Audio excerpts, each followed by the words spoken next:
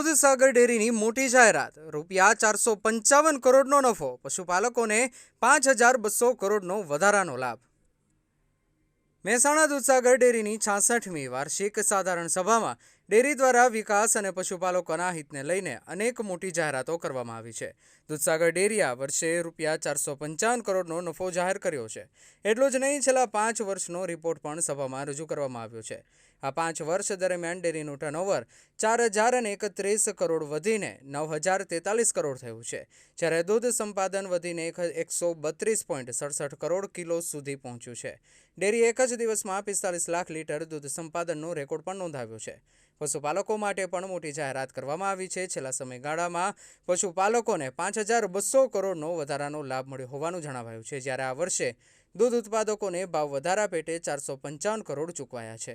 આ સાથે પશુપાલકોને 10% શેર ડિવિડન્ડ આપવાની જાહેરાત કરવામાં આવી છે। પશુપાલકોના વીમા કવચમાં પણ વધારો કરવાની જાહેરાત કરાઈ છે। હવે નજર કરીએ ડેરીના આગામી 5 વર્ષના લક્ષ્યાંક પર।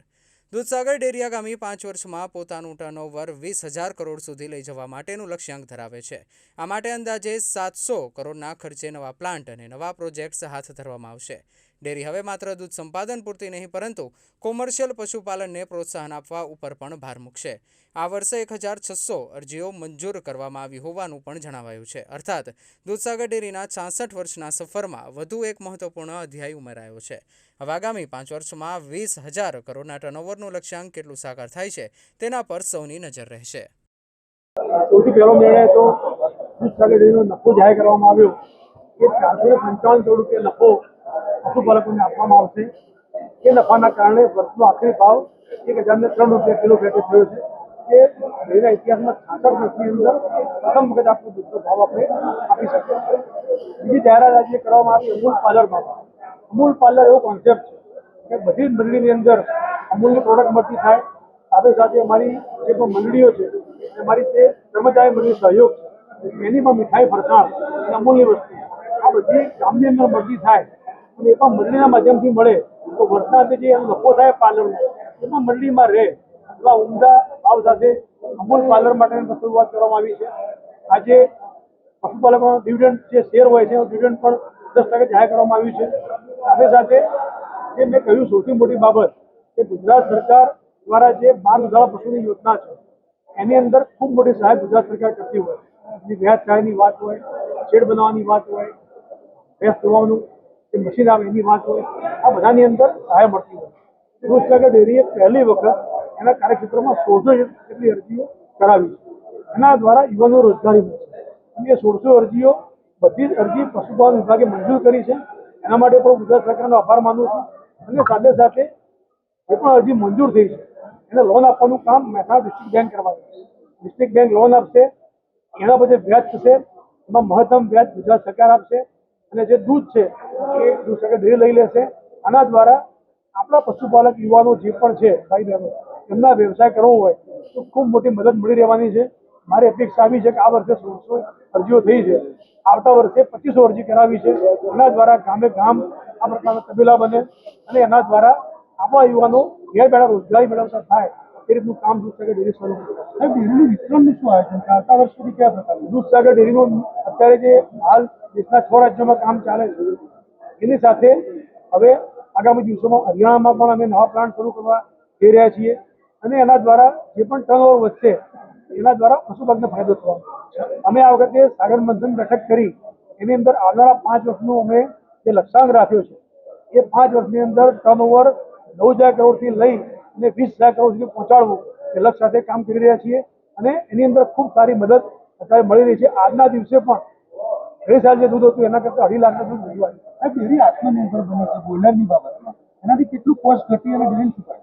એ ખૂબ સાચી વાત છે કે અત્યારે જે ગેસ ઉપર ડેરી ચલાવતા હતા એ અત્યારે જરૂર પર ચલાવીએ છીએ, પણ જે અત્યારે જે બ્રેકેટ આધારિત જે સોલિડ ફ્યુઅલ આવે એનાથી જે બોઇલર લગાવ્યું છે એના દ્વારા કોસ્ટ પણ અડધી થઈ છે અને અત્યારે જે પ્રમાણે યુદ્ધની પરિસ્થિતિમાં એટલું ઇમ્પોર્ટ પણ ઓછું થાય અને આપણી જે ખેત પેદાશો હોય એનો સૂકો કચરો હોય એમાંથી આ વસ્તુ બને તો એ પણ કામમાં આવે। એ રીતના ઉમદા ભાવથી આ કામ પણ શરૂ કર્યું। ગયા વર્ષે 440 કરોડ રૂપિયા નફો આપ્યો હતો, આ વર્ષે 455 કરોડ રૂપિયા નફો આપ્યો છે અને ગયા વર્ષે જે આખરી ભાવ હતો દૂધનો આખા વર્ષનો ભાવ અને ભાવ વધારા સાથેનો ભાવ એ 983 રૂપિયા હતો. આ વખતનો ભાવ 1003 રૂપિયા છે. લગભગ 20 રૂપિયા જેટલો કિલો ફેટે વધારો જે મળ્યો છે, ખૂબ સારી બાબત છે. લેવાની વાત છે દૂધસાગર ડેરી ગયા વર્ષે ઓર્ગેનિક પ્રોડક્ટમાં પણ આવી છે. દૂધસાગર ડેરીના પશુપાલકો, ખેડૂતો જે પણ ઓર્ગેનિક રીતે અનાજ કઠોળ પકવશે એ બધું લઈ અને હવે એનો પ્લાન્ટ જે બનાવ્યો ખ્યાલ મુકામે એમાં પેકિંગ કરી અમૂલના માધ્યમથી આખા દેશ અને દુનિયામાં વેચવાની શરૂઆત થઈ ગઈ છે. એના પછી મધ લેવાની પણ શરૂઆત કરી હતી અને હવે ગોબર ગેસનો જે બાયો સીએનજી પ્લાન્ટ બનાવી 3 જગ્યાએ અને એનું વધારાનું જે પણ છાણ હોય એ પણ અમે લઈ એમાંથી બાયોગેસ બનાવીશું અને સ્લરીમાંથી જે ખાતર બનશે એ પણ રાહત ભાવે ખેડૂતને પાછું આપી અને સાચા અર્થની અંદર ખેડૂતને આત્મનિર્ભર કરવાનું કામ દૂધસાગર ડેરી શરૂ કર્યું.